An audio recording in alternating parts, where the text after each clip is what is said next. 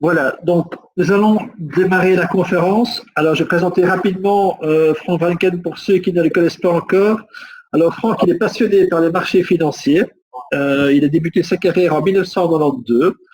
Il a travaillé donc chez Inde Suez, ABN AMRO, BNP Paribas Fortis. Il a rejoint également Mees Pierson en 2005 en tant que Chief Investment Advisor. Et depuis 2013, Frank est donc Chief Stratégiste chez Pulatco. Comme vous le savez peut-être ou pas encore, mais la banque Pulatco d'Hawaï donc a changé de nom et s'appelle donc à présent la banque Pulatco.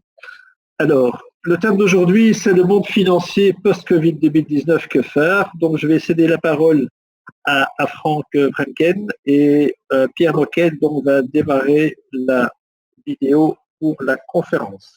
Alors, je te laisse la parole, Franck, c'est à toi. Ok, grand merci et bonjour à toutes et à tous. Et donc, merci d'avoir pris le temps de m'écouter. C'est vrai qu'en effet, point de vue marché financier, je pense qu'il y aura des gros changements entre la période avant-crise et la période d'après. Et nous sommes dans une période passagère, je dirais, parce que bon, on est en train de tout doucement d'essayer de se sortir de cette crise. Mais une crise qui, en effet, si on compare aux autres crises qu'on a connues auparavant, est plus aiguë, quoi, hein. Donc, elle est plus profonde. Encore ce matin, ou c'est plutôt hier soir, la Banque mondiale a averti pour l'ampleur de la crise qu'on n'avait plus vu ça depuis la Deuxième Guerre mondiale. Et en effet, maintenant, on essaye de estimer les dégâts de tout genre, en fait, parce que c'est pas uniquement en effet simplement en grandeur du PIB et ce plongeon, bien entendu, mais aussi les dégâts point de vue taux d'endettement, etc. Maintenant, lorsqu'on parle de redressement économique, parce qu'à un moment qu'on va ressortir de la crise, il y a plusieurs possibilités. Donc, vous avez peut-être déjà entendu ou lu que certains stratégistes parlent d'une formation, d'un rebond en forme de V ou de W ou de U ou de L. C'est donc tout l'alphabet qui passe par là, mais disons que le V, ça voudrait dire en fait que ce serait un rebond très important et qui nous amènera rapidement vers les niveaux de croissance qu'on a connus auparavant.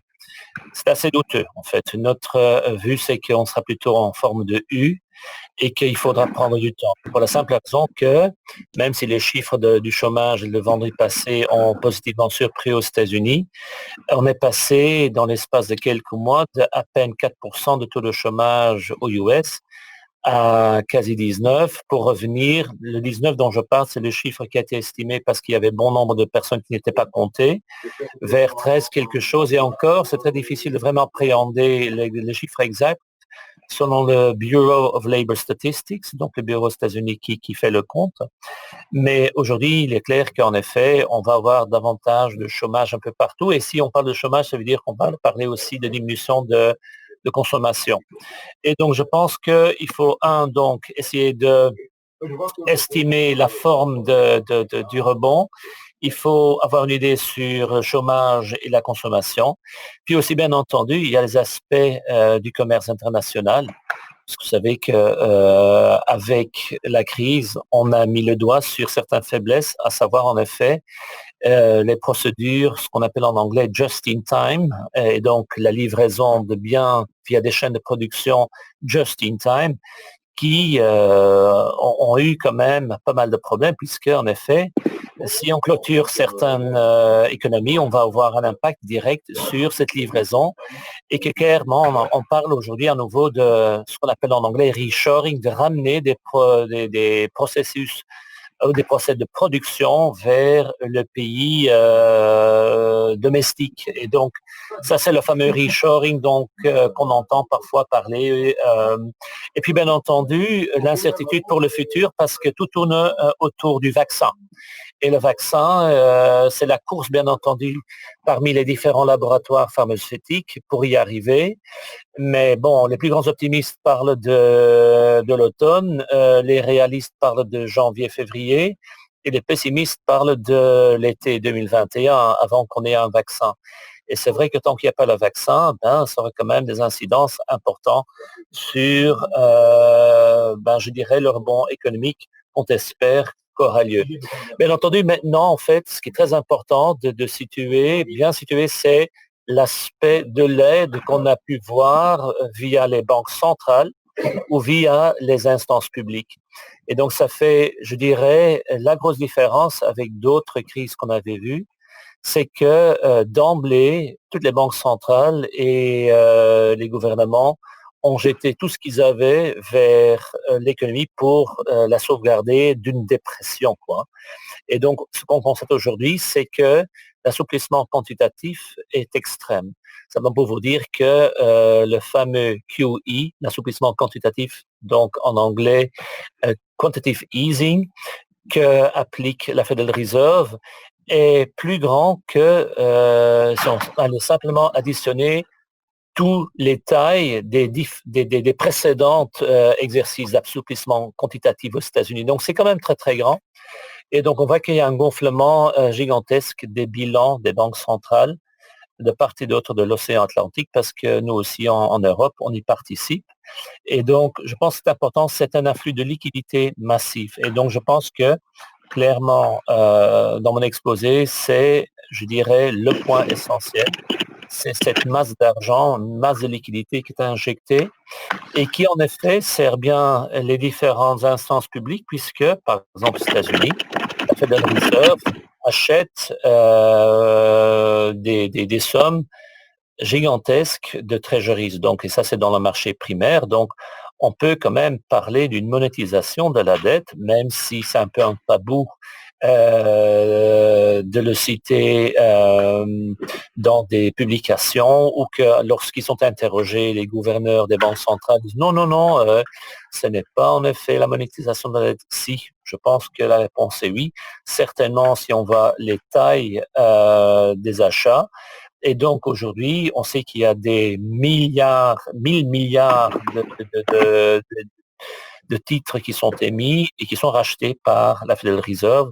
Et là, récemment, vous avez entendu, je pense, la BCE par rapport à son Pandemic Emergency Purchasing Plan, c'est l'abréviation PEP, qu'ils ont encore annoncé qu'ils allaient augmenter la taille avec 600 milliards pour arriver à 1350 milliards d'achats d'obligations, que ce soit étatique, que ce soit corporate, dans les prochains mois à venir. Donc, pour vous dire combien de liquidités est envoyée en effet vers l'économie pour s'assurer en sorte que les banques qui leur vendent ces obligations vont utiliser cette liquidité pour relancer l'économie, pour en effet assurer les crédits pour des sociétés qui en ont besoin, puisque c'est certainement en effet le danger aujourd'hui, c'est que le manque de cash flow auquel sont assujettis, je dirais, les différentes sociétés, va tout simplement les asphyxier. Donc, il faut avoir des bridge loans, des emprunts pour passer cette mauvaise période. Et donc, d'où en effet l'importance des banques centrales. Mais la question, et j'essaierai d'y répondre plus tard, est-ce que l'Europe, est-ce que les États-Unis vont aller vers le modèle, je dirais, japonais, où la Bank of Japan applique ce qu'on appelle yield curve control, le contrôle de la courbe de taux. Bien entendu, avec ceci, il est clair que la dette explose. Hein. Donc, nous, les Belges, on était déjà autour de 100% de taux d'endettement, donc dette sur PIB. Mais, bien entendu, en Europe, il y en a d'autres qui sont largement au-dessus de nous. Et donc, les prévisions pour justement ce chiffre, que ce soit pour la Belgique, que ce soit pour la France, que ce soit pour l'Italie ou la Grèce, clairement sont orientées à la hausse.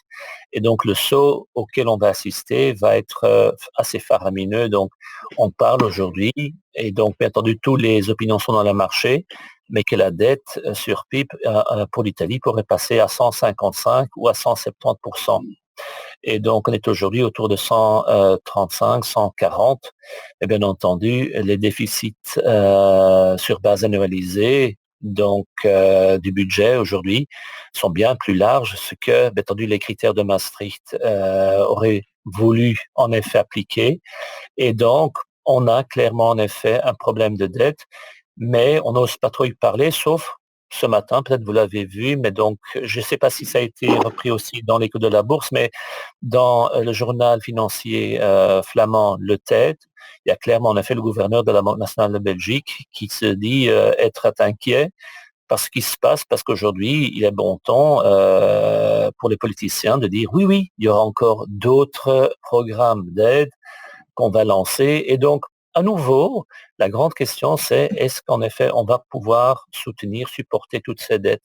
Et donc, ça nous amène à un clair dilemme, c'est quid du rôle des banques centrales? Puisque on sait très bien que si en Europe, on n'arrive plus à financer l'Italie, on peut voir la fin de la zone euro, l'éclatement, la fin de la cohésion entre les différents pays. Et on est déjà dans une position qui est assez délicate, puisque les Italiens, lorsqu'on voit les derniers sondages par rapport à leur engouement pour la zone euro, a certainement fléchi. Et donc, c'est tout à voir avec, bien entendu, d'une part, il y a quelques années, l'afflux des immigrants et le manque d'aide de l'Europe.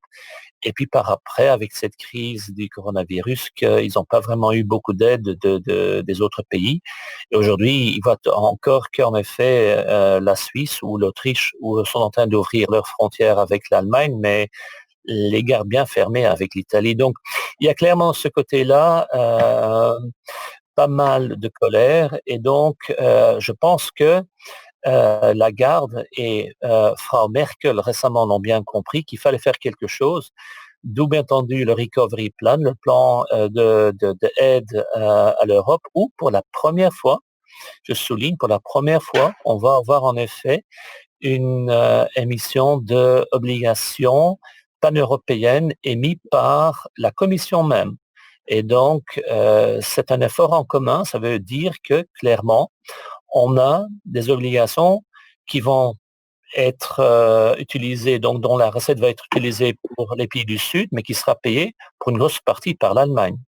Et donc, est-ce qu'on va en effet finalement vers une zone qui n'est pas uniquement liée par une monnaie unique, mais aussi par un régime fiscal unique ou par un trésor unique? Donc, je pense qu'on n'y est pas encore, mais c'est hyper important puisqu'on revient toujours au même constat, c'est que si on veut garder l'ensemble, il va falloir s'assurer que les pays membres peuvent toujours financer leurs dettes. C'est pour ça, en effet, que clairement aussi les banques centrales, aujourd'hui, que ce soit aux États-Unis ou que ce soit chez nous, auront vraiment du mal à permettre des hausses du rendement sur la courbe de taux. Si on aurait un rendement, j'invente, mais un rendement de 3 ou 4 pour le 10 ans italien, ce sera un débâcle garanti. Et puis, bien entendu, aujourd'hui, la chose qu'on entend le plus, c'est que les marchés d'actions s'emballent, qu'il y a une déconnexion complète avec l'économie, l'état des lieux de l'économie, et qu'on comprend que dalle. Pourquoi, en effet, on a aujourd'hui un Nasdaq qui, hier, sur la clôture, a mis un nouveau record historique, et que le S&P 500 est ressorti, est revenu au-dessus de l'eau, je dirais, et donc par rapport au 1er janvier, et donc en effet à nouveau à zéro. Et donc le rebond fut faramineux aussi, bien entendu, mais on se pose pas mal de questions, comment c'est possible, puisqu'il y a un très grand doute, bien entendu, par rapport aux futurs bénéfices des sociétés. Et là, maintenant, il y a un énorme débat, donc parmi les différents stratégistes en Europe, mais certainement aux États-Unis aussi. On a affaire avec les optimistes éternels qui disent oui, mais attendez, on va avoir un rebond en forme de V, le monde est magnifique. Il y a toujours Trump qui assurera en effet que l'économie va reprendre. Et puis les autres qui disent mais c'est tous des fous furieux, on ne va pas payer 25, 26 fois les bénéfices futurs, c'est des niveaux historiquement élevés. Et donc, il faut se dire en effet pourquoi. Mais je reviens en effet à nouveau vers ces situations liées à la liquidité.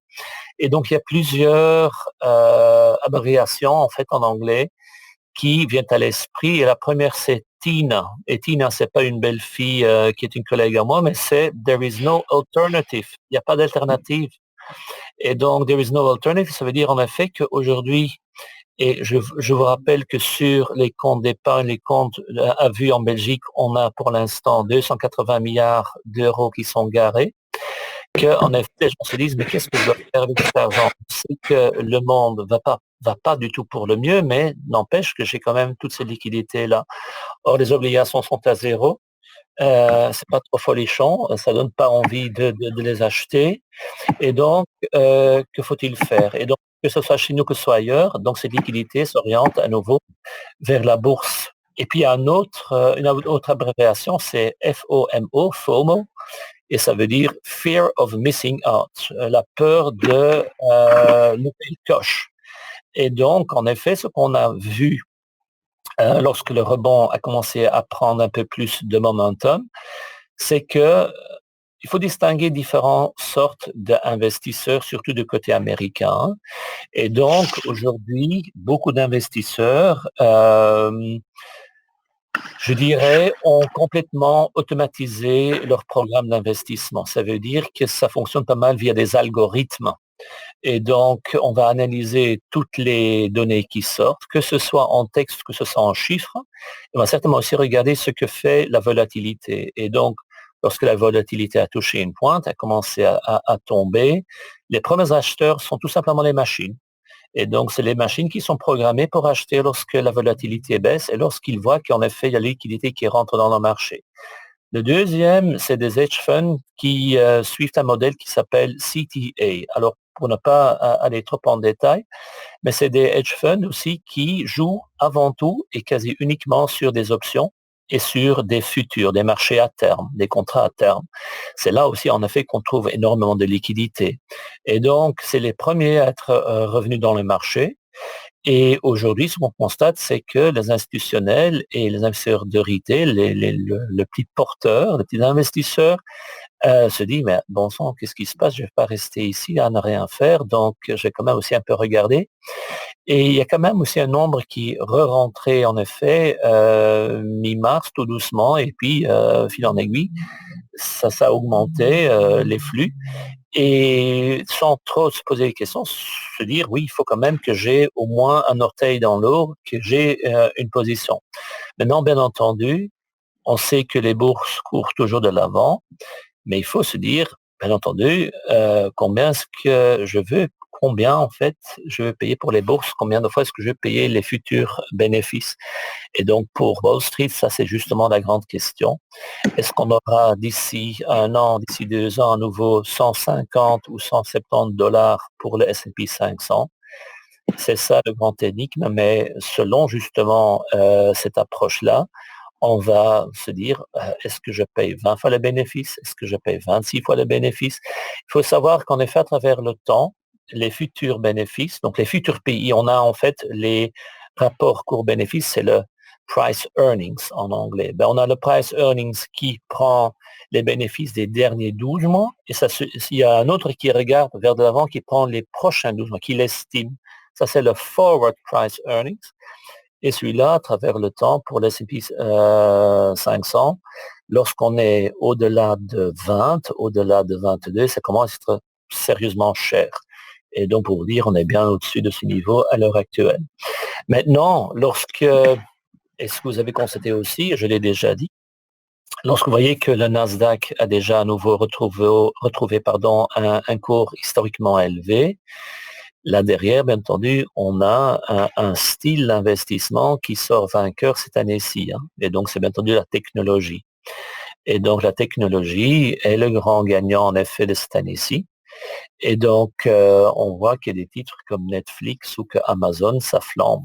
En fait, ce qu'on constate, c'est que dans le S&P 500, avec la puissance et l'expansion, je dirais, de dites sociétés, leur poids dans le S&P n'a cessé d'augmenter.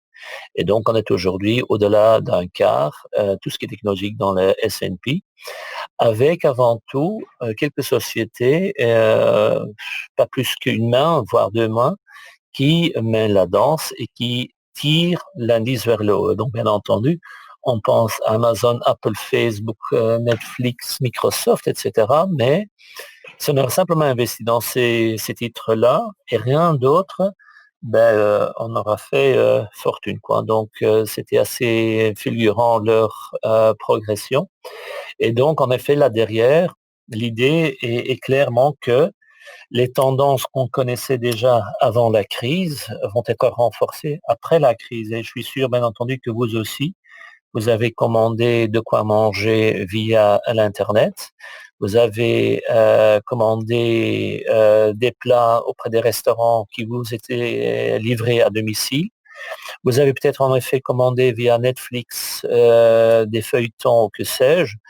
En tout cas, moi, ce que je vois, c'est que mes enfants sont tout le temps en effet sur bol.com et Zalando, ou bien sur des jeux online. Donc, tout ce qui existait déjà est renforcé et énormément renforcé. Donc, le travail à domicile aussi.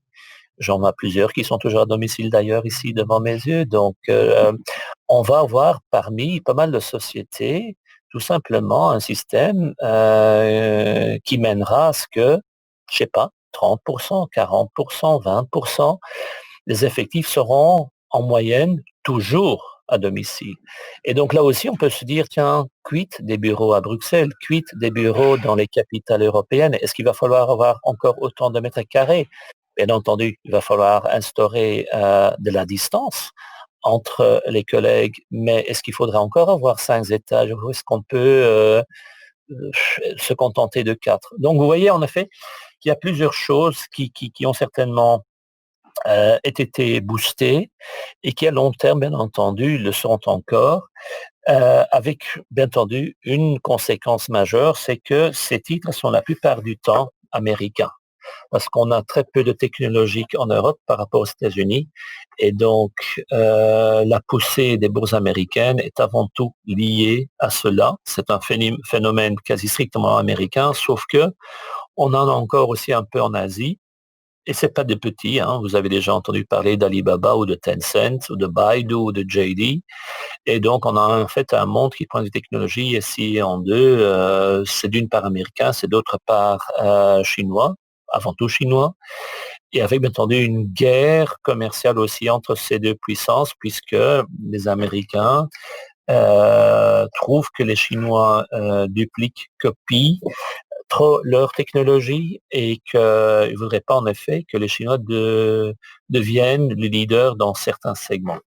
Donc, je dirais que le style qui a été donc choisi par les investisseurs depuis un certain moment, et certainement cette année-ci, c'était croissance. Et donc, c'est vrai, lorsqu'il y a crise, la croissance devient plus rare et donc on est prêt à payer un peu plus pour cette croissance.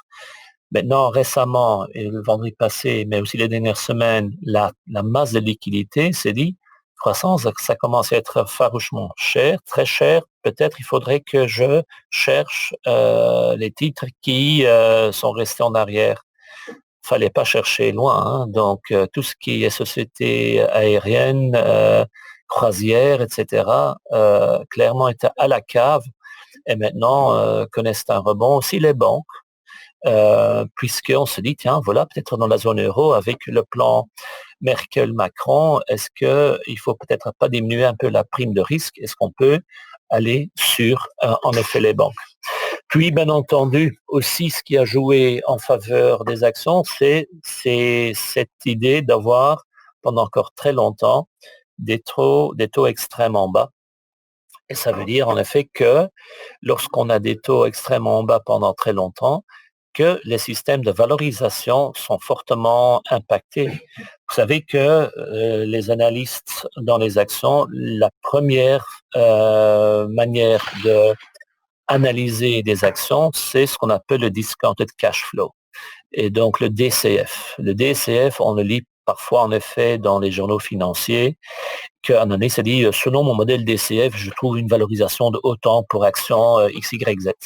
Et donc c'est justement cela qui joue un rôle aussi important, puisque dans le DCF, ce qu'on fait, c'est qu'on va estimer en effet les futurs bénéfices de société, et pour les ramener vers aujourd'hui, pour les valoriser ce qu'ils valent aujourd'hui, ben justement, il faut les escompter en utilisant un taux d'intérêt aujourd'hui.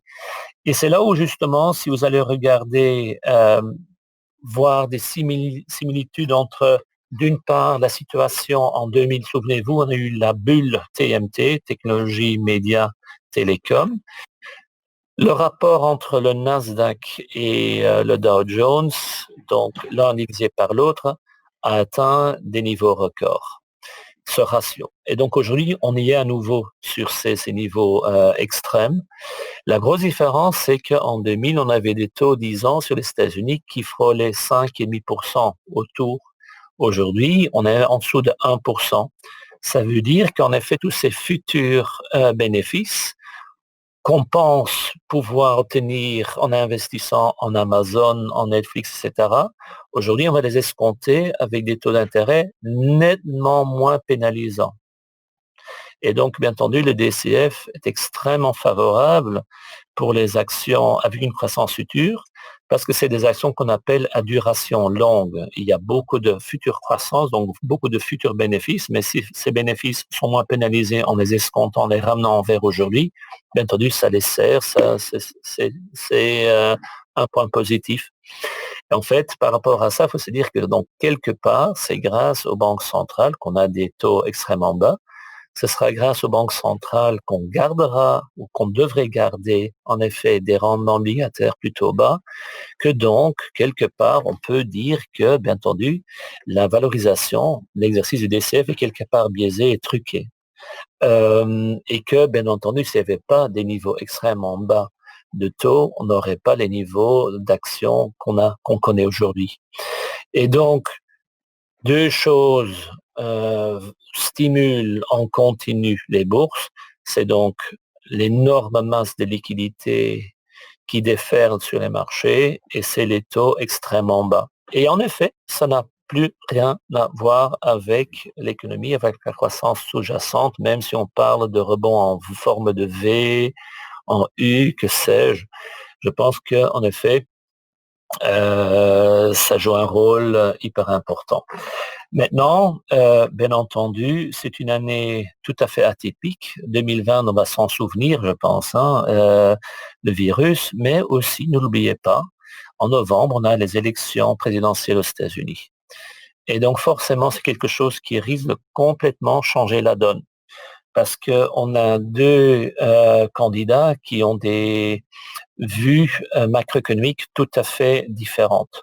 Vous savez que les États-Unis, c'est un pays qui est extrêmement riche, mais en même temps un pays qui est extrêmement pauvre. Donc, le 1% des plus riches détiennent, je ne sais pas combien de pourcents du PIB, mais c'est énorme. Et donc, si jamais Joe Biden sortirait vainqueur, en effet, des élections, il est clair aussi qu'on peut s'attendre à une augmentation des taxes pour les sociétés et qu'on peut s'attendre clairement aussi à une augmentation des salaires minimums par heure payés aux employés. Et donc, si ce serait le cas, clairement en effet, la rentabilité va en pâtir et que quelque part en effet, on aura un retour, ce qu'on appelle de Wall Street vers Main Street, de Wall Street vers la population. Je pense aussi que, un petit instant, je vais raccrocher cela, voilà. Donc ce que je tenais à dire, c'est que ce qu'on a aussi vu, c'est qu'à travers donc la présidentielle de Donald Trump, on a eu clairement aussi une poussée de rachat de titres propres des sociétés, donc share buyback. Et beaucoup de sociétés ont fait le plein, plus que le plein, et ça a été très mal perçu maintenant avec la crise forcément. Donc je pense qu'il y a des fortes chances aussi que Joe Biden va essayer de contrôler cela ou de diminuer les possibilités pour que des sociétés qui viennent de licencier, je ne sais pas combien de pourcents en effet, de leurs employés vont tout simplement racheter X% de leurs propres titres pour le seul plaisir de booster le cours de bourse qui va amener à un super bonus pour le CEO de la société. Donc, je dirais que clairement, en effet, de ce point de vue-là, les élections vont être super importantes. Et puis aussi, n'oubliez pas la grosse querelle entre-temps entre Chine et États-Unis qui est structurelle. Donc, et ce n'est pas uniquement les démocrates, les républicains qui en veulent à président Xi Jinping, Mais Joe Biden est plus ou moins du même avis. Et donc, il faut voir en effet vers où ça nous amène. Certainement un monde où il y aura moins de globalisation, il y aura une tendance à ramener du business à la maison. L'Europe, comme toujours, est coincée entre les deux continents. Et je pense que l'exercice donc de Macron et Merkel tient quand même pour une grosse partie à cela, c'est que on sera plus aidé par les Américains. Il va falloir se sortir de nos propres moyens. Et donc, je dirais que ça, clairement, en effet, c'est un aspect important, puisque aujourd'hui, le deal, la transaction, l'accord qu'on appelle phase 1 entre Chine et États-Unis n'est pas respecté. Il n'est pas respecté par les Chinois qui avaient dit qu'ils allaient acheter au moins 200 milliards de biens américains, surtout agricoles. Il n'en est rien. Bien entendu, il y a la crise du virus qui est intervenue, mais entre-temps, ce qui se passe avec Hong Kong et tous les autres problèmes font que la Chine est assez mécontent, je dirais. Elle n'achète pas ce qu'elle avait promis de faire.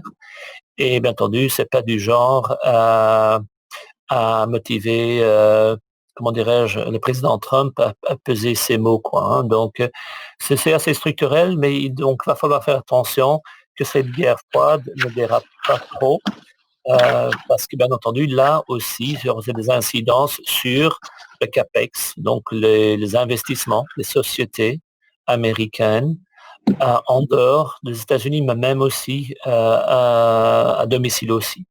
Donc voilà, je dirais que l'essentiel pour clôturer un peu, et ça je suis déjà à 30 minutes plus ou moins, donc l'essentiel c'est de bien comprendre que c'est une histoire de liquidité, que ça risque de rester encore longtemps. La volonté des banques centrales de garder pas mal de liquidités, parce que j'ai l'impression de plus en plus les États-Unis ainsi que les Européens sont coincés parce qu'ils ne pourront pas en effet accepter des taux de financement trop élevés par rapport aux États membres ou par rapport donc à l'économie américaine. Et donc on va, je pense, tomber aussi dans un système, ce qu'on appelle yield curve control à la japonaise.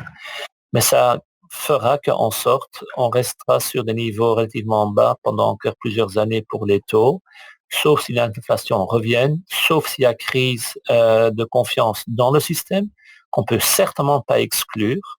Et cela voudrait dire que si cela se passe, que l'or peut encore flamber beaucoup plus. Si tout le monde est en train d'imprimer des billets comme des malades, ben forcément l'or a toujours son attrait.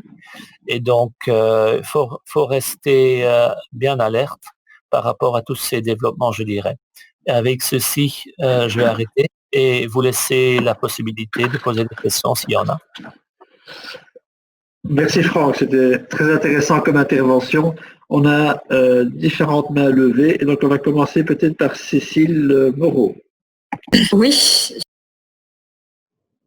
Ah. Cécile, on t'écoute. Et j'entends rien. Et on n'entend rien. C'est bon là maintenant. Voilà. Oui, merci. Oui, voilà. Merci Franck pour ton exposé.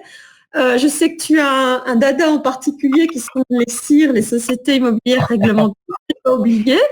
Mais je voulais, et c'est un panorama d'activités assez large en fait, hein, au niveau de ces sociétés, puisque on peut évoquer les bureaux, tu en parlais tout à l'heure, il y a tout ce qui est commerce de retail et plein d'autres choses.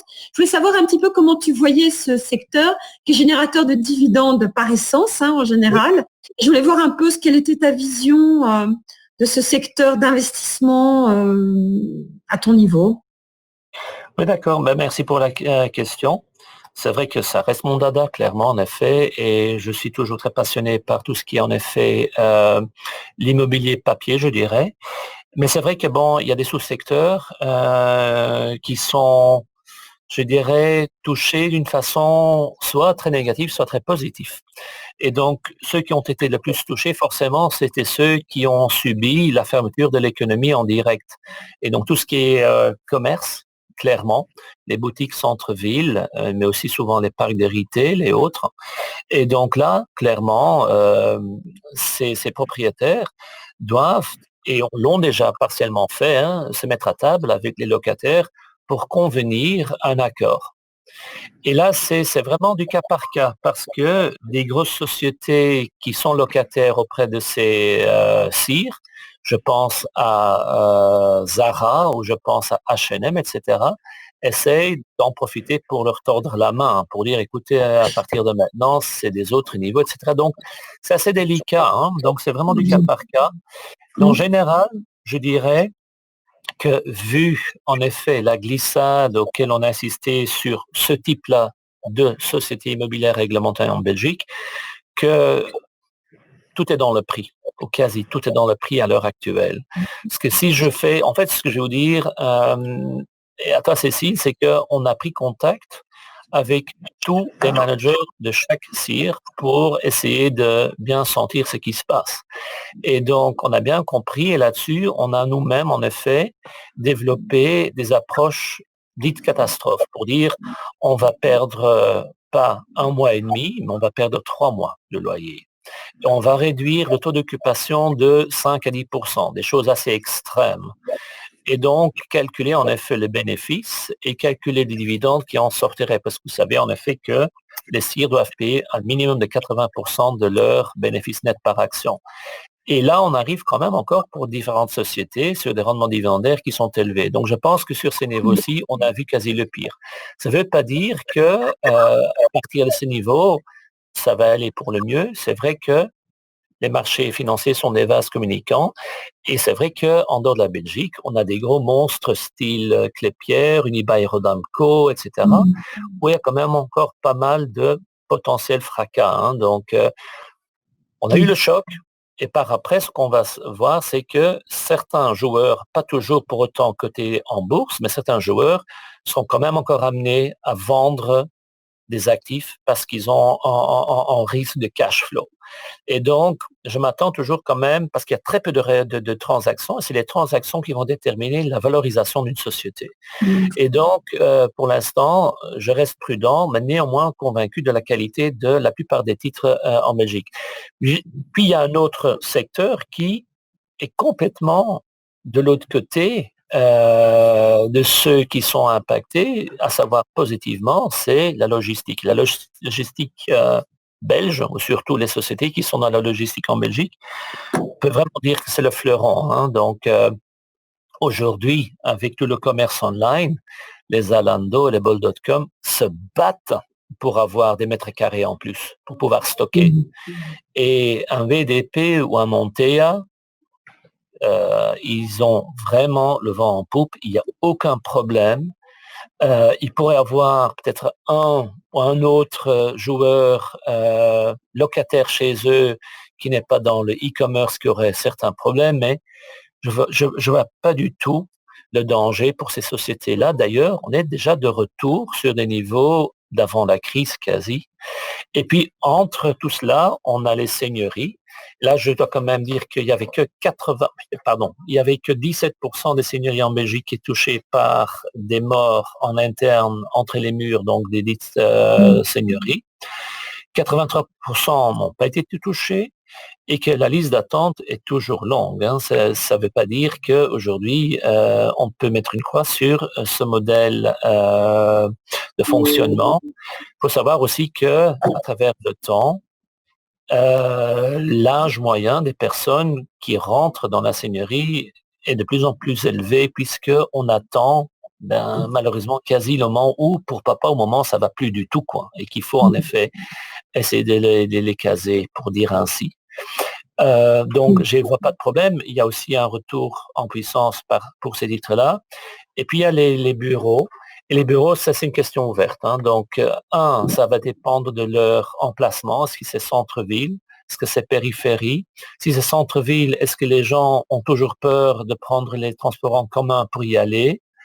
Etc., etc., quoi. Je pense que Befimo en Belgique reste un cas délicat parce qu'ils ont toujours loué sous un, comment dirais-je, un modèle de monotenant, ça veut dire un gros locataire style communauté européenne. Et si, par exemple, la communauté flamande qui est partie un jour de leurs immeubles, on perd 5-10% d'un coup, quoi.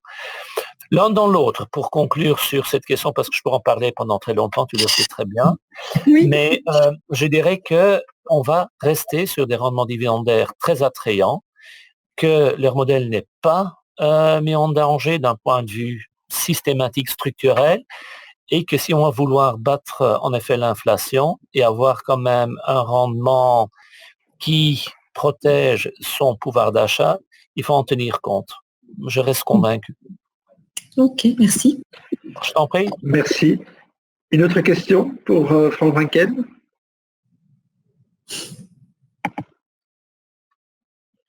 Pas dans l'immédiat. Alors moi j'en ai une à poser à M. Vrancken. On a vu ces derniers mois, notamment à partir du mois de mars, des chutes boursières importantes allant jusqu'à moins 20%. On voit aujourd'hui des rattrapages de 40% sur 3 mois. Est-ce que l'influence justement de Trump par rapport au mois de novembre aura un grand impact sur l'économie ou pas aujourd'hui? Je pense que Trump, pour l'instant, bien entendu, il y a pas mal de chats à fouetter, hein, donc il y a plusieurs sujets qui clairement impactent la société américaine. Mais une chose est assez évidente, c'est que Trump voulait arriver aux élections avec un bulletin fantastique, à savoir avec une économie qui pétait des flammes et avec des bourses qui étaient sur des niveaux historiquement élevés. Pour l'économie, pas de chance, on a eu le virus et donc il espère pouvoir réouvrir le plus possible un bon nombre d'États et on voit en effet là aussi clairement la scission entre démocrates et républicains, entre quels États réouvrent et d'autres qui tardent un peu, mais pour vous dire, récemment, j'ai vu sur une même courbe, si vous voulez en effet une comparaison entre Italie et États-Unis. Les États-Unis replongent point de vue ou diminuent point de vue contagion beaucoup moins rapidement que l'Italie. Hein. Donc, il reste clairement un danger qu'on réouvre trop rapidement, mais c'est le pari qu'il est prêt à prendre puisqu'il veut absolument remettre ou refaire baisser, je dirais, le chômage. Maintenant, s'il ne réussirait pas à relancer l'économie, typiquement pour lui, il va chercher le bouc émissaire. Le bouc émissaire pour lui, c'est bien entendu la Chine, parce que c'est via la Chine qu'on a eu le virus. Et donc, je pense que il va frapper un peu plus, je dirais, qui risque de frapper plus sévèrement, en effet, les Chinois avec des tarifs, et ainsi de suite. Et les tarifs vont peut-être être perçus par l'électeur comme étant, voilà, la preuve d'un président fort, il ne laisse pas jouer avec ses pieds, mais qui vont certainement impacter encore la croissance économique. Donc ça, c'est le risque qu'on a à l'heure actuelle avec Trump. Parfait, merci bien. Marc Labrecht, c'est une question pour vous également. Marc. Oui, félicitations tout d'abord à Franck pour son exposé. C'était un des meilleurs en Belgique, donc je le souligne quand même, analyste financier. On a répercuté Pierre Wunsch dans l'Écho ce matin aussi, et le message implicite de Pierre Wunsch, c'est un peu de dire que c'est pas la Banque centrale qui va financer les déficits budgétaires et la dette des États, mais qu'il faudra trouver une solution autre, c'est-à-dire soit remonter les impôts ou bien réduire les dépenses publiques. Alors je voulais avoir ton avis sur le sujet. Merci pour la question, parce qu'en effet, c'est vraiment la question clé pour le futur, je dirais. Maintenant, encore une fois, c'est que le débat est encore très ouvert. Et donc, aux États-Unis, il y a un bon nombre de professeurs auprès de plusieurs universités réputées qui poussent clairement, en effet, ce qu'on appelle le MMT. Voilà encore une autre abréviation. C'est le Modern Monetary Theory. Donc, c'est la théorie monétaire moderne, et qui en fait revient tout simplement à financer la dette des États et qui propose de le faire tant que l'inflation ne rebondisse pas. Mais maintenant, ce qu'on sait, c'est qu'une fois que l'inflation est de retour, c'est un peu comme la pâte à dentifrice, lorsqu'elle sort du tube, la ramener dedans, c'est impossible. Et donc, ça, c'est le risque qu'on a avec, mais c'est certainement quelque chose qui a déjà été repris, certainement du côté des démocrates, anciennement avec Bernie Sanders, de dire voilà la façon comment on va faire. Maintenant, en effet, on peut dire que ce n'est pas encore un sujet d'actualité en Europe. N'empêche que ce qu'on constate aujourd'hui, c'est que la BCE se rend très très bien compte qu'il y a un problème de respecter la clé de répartition lorsqu'on achète la dette européenne. C'est qu'il voudrait, et là déjà partiellement, racheter davantage de dette italienne par rapport à la dette allemande, par rapport à la dette autrichienne, pour dire quelque chose. Et donc, est-ce que cela, c'est pas non plus un parfum de MMT, comment dirais-je, de simplement en effet monétiser la dette. Donc, je suis pas sûr en effet que cela aura lieu. Et l'inflation, forcément, elle peut revenir, pas dans un temps immédiat, puisque le choc de la croissance, de la crise, de la récession fait qu'il y a moins de demandes, il y a surcapacité. Dans ces circonstances-là, on n'a jamais de l'inflation. N'oubliez pas qu'on a eu récemment des prix du pétrole qui étaient en négatif. Imaginez-vous aux États-Unis, WTI. Mais par après, ça pourrait clairement revenir. Et donc, là, il faut voir ce qui se passera sur le 10 ans américain, qui, je vous rappelle, est très lié, bien entendu, du point de vue émission, à la taille totale de la dette américaine, et donc aussi très, très dépendant, en effet, des achats des étrangers, chinois, japonais, européens. Et si ces dettes ne seraient pas reprises par les étrangers, pour une bonne partie, c'est les Américains qui vont devoir la financer.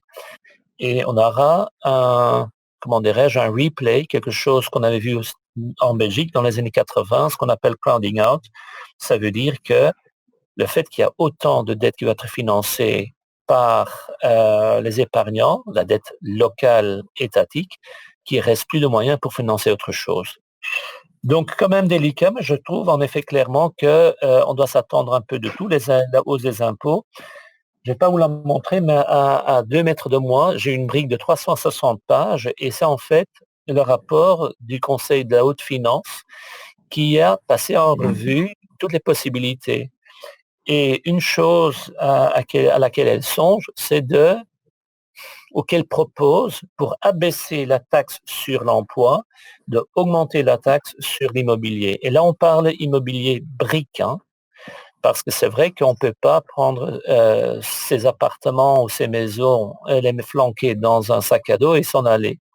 Et donc, ici, il y a une possibilité que les revenus locatifs réellement perçus doivent tous être déclarés, au lieu que lorsqu'on va louer à une personne physique en Belgique, qu'on a uniquement en effet fait référence au cadastre avec le précompte immobilier aussi. Donc je pense que de ce côté-là, on a clairement un risque. Ça reste à voir. Réponse longue, tu as une question plutôt courte, mais c'est vrai qu'à un moment donné, il va falloir trouver des solutions.